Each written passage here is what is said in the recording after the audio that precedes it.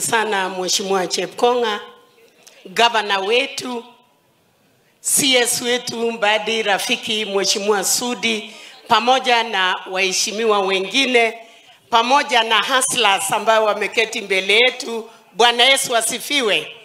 Bwana Yesu asifiwe tena. Mheshimiwa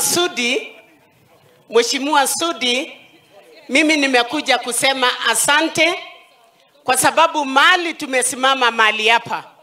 Mulisikia wamama wanaitwa Daughters of Zion.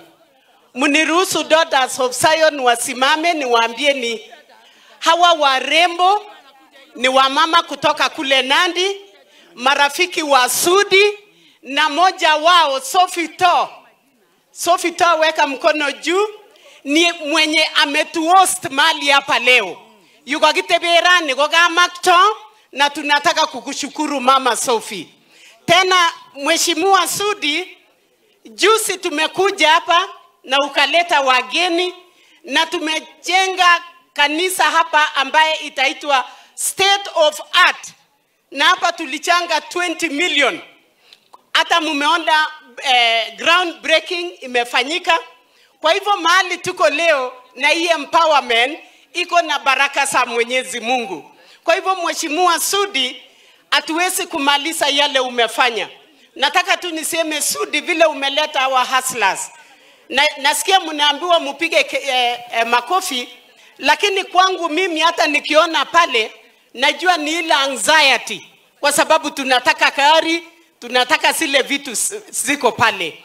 But thank you so much Mheshimiwa Sudi kwa yale ambaye umefanya. Nikimalizia, nataka tu niseme mimi niko kula Arusha na East Africa, tuko kwa mambo ya uwiano, watu wakae pamoja. Na hapa Kapseret nataka nishukuru kwa sababu kila kabila amekaa Kapseret na nyinyi mumekaa kwa amani.